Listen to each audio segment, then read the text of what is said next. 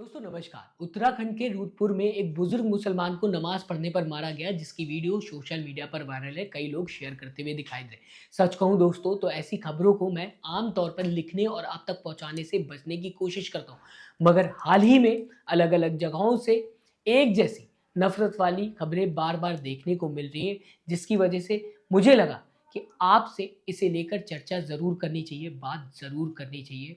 तो दोस्तों, कई सवाल हैं जो मैं आपके सामने रखना चाहूँगा। सवाल ये है कि इतनी नफ़रत आखिरकार क्यों फैलाई जा रही?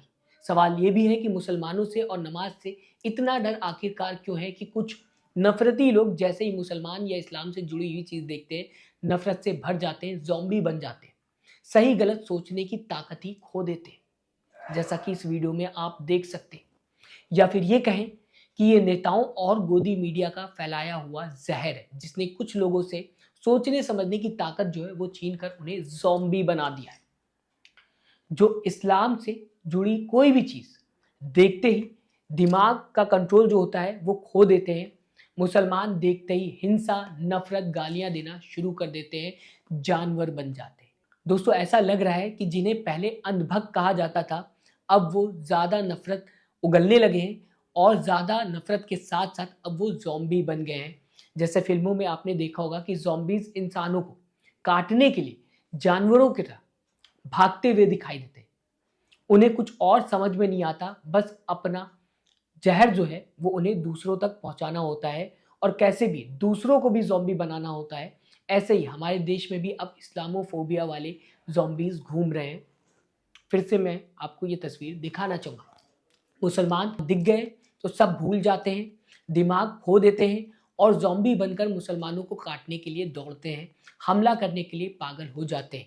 ये इस्लामोफोबिया ज़ॉम्बीज़ अपनी बीमारी दूसरों को भी फैला रहे हैं और बहुत तेज़ी से फैला रहे हैं। पहले गोदी मीडिया और नेताओं ने इनको ज़ॉम्बी बनाने के लिए बहुत ही ज़्यादा मेहनत की, मगर अब ये ज़ॉम्बीज़ सरकार के कंट्रोल से बाहर हो चुके हैं और साथ ही साथ गोदी मीडिया के कंट्रोल से भी बाहर हो चुके हैं। इन्होंने नफरत फैलाने के लिए अपना रास्ता नया ढूंढ लिया है, जैसे कि व्हाट्सएप, मैसेंजर और भी कई सोशल मीडिया प्लेटफॉर्म है, जिसके थ्रू ये अपनी नफरत को दूसरों तक पहुंचा रहे हैं, ट्रांसफर कर रहे हैं।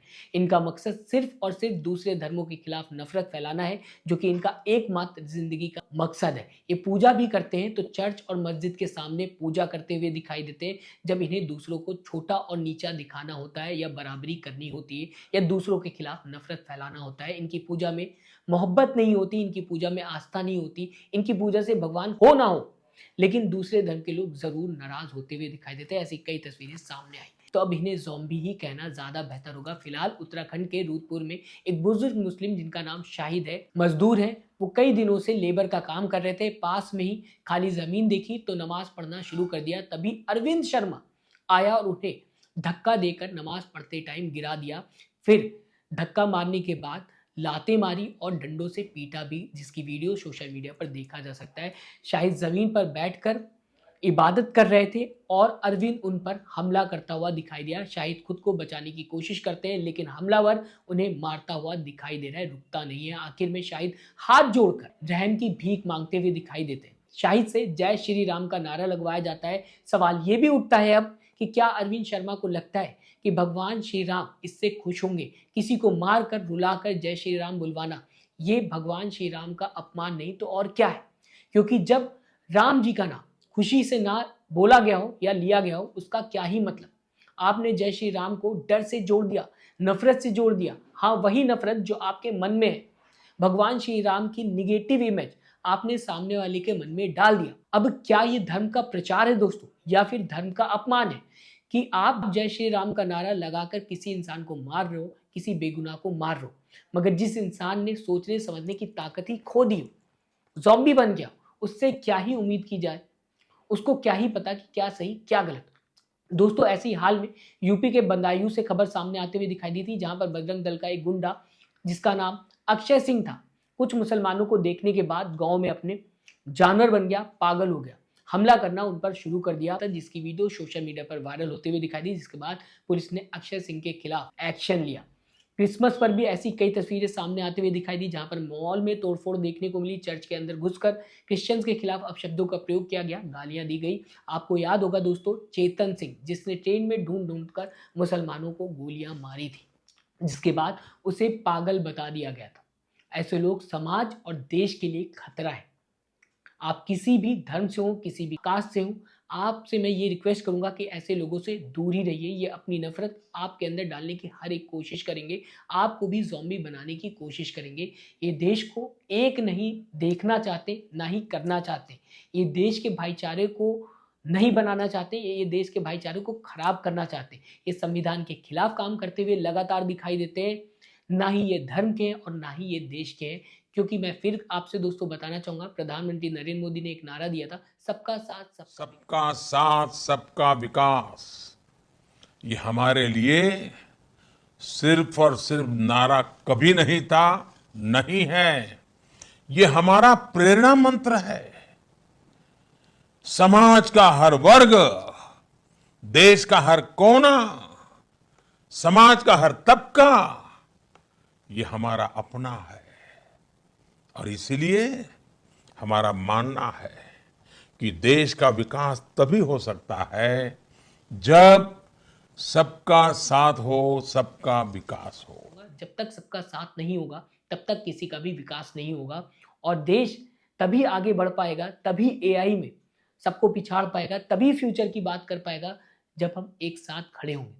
जब तक हम बटे रहेंगे, धर्मों में बटे रहेंगे, जेंडर में बटे रहेंगे, रिलीजन में बटे रहेंगे, तब तक हम बटे ही रहेंगे। दूसरी कंट्रीज से हम कभी भी कंपटीशन नहीं कर पाएंगे। और ऐसे ज़ॉम्बीज देश को खोखला कर रहे हैं, जिन्हें पहले अनभक कहा जाता था, अब वो पूरी तरीके से ज़ॉम्बी में कन्वर्ट हो चुके हैं, क्योंकि इनकी नफरत लगातार फैलते हुए दिखाई दे रही। और ये लगातार अपनी नफरत को दूसरे तक हर एक प्लेटफॉर्म से शेयर करते हुए दिखाई दे रहे हैं। जो भी इनको तरीका मिलता है शेयर करते हुए दिखाई देते हैं। ये नफरत को प्राउड की तरह लेते हैं। अगर इन्हें जेल जाना पड़ा, इन्होंने गलत काम किया, तो इन्हें ये ऐसे देखते हैं कि इन्होंने बहुत बड़ा काम कर दिया। इंसानियत के खिलाफ काम करना इनके लिए अच्छी बात है, नफरत फैलाना इनके लिए अच्छी बात है। लेकिन असल बात यह है कि ये इंसानियत के खिलाफ आज काम कर रहे हैं, जिनको कहा जा सकता है सोचने समझने की अब समझ ही नहीं रह गई। फिलहाल आप इस पूरी खबर को किस तरीके से देखते हैं? उत्तराखंड से जो खबर सामने आते हुए दिखाई दी, जहां पर एक मुस्लिम शख्स बुजुर्ग नमाज पढ़ रहा था और उसको पीटा गया, जबकि उसकी कोई भी गलती नहीं थी। वो अपने रिलीजन की प्रैक्टिस कर रहा था, जो कि संविधान ने उसे अधिकार दिया है, उसका हक है, संवैधानिक अधिकार है। पुलिस को एक्शन भी लेना चाहिए उस इंसान के खिलाफ जिसने मुस्लिम बुजुर्ग को मारने की कोशिश की। लेकिन ये तो आने वाला वक्त ही बताएगा कि क्या देखने को मिलता है, पुलिस किस तरीके से एक्शन लेती है, लेती भी है कि नहीं लेती। इस बीच आखिर में आपसे ये भी कह के मैं जानना चाहूँगा कि जो भी खबरें मैंने आपको बताई है, इसकी नफरत अपने दिल में मत रखिएगा, इसे समझिएगा और ज़ॉम्बीज़ से दूर रहिएगा। इन ज़ॉम्बीज़ की नफरत को अपने दिल में मत रखिएगा, आप किसी भी कास्ट, किसी भी धर्म से। अपनी राय कमेंट बॉक्स में ज़रूर दीजिए। साथ ही साथ दोस्तों, चैनल को सब्सक्राइब, वीडियो को लाइक करना मत भूलिएगा। दोस्तों, अपना ख्याल रखिएगा। नमस्कार।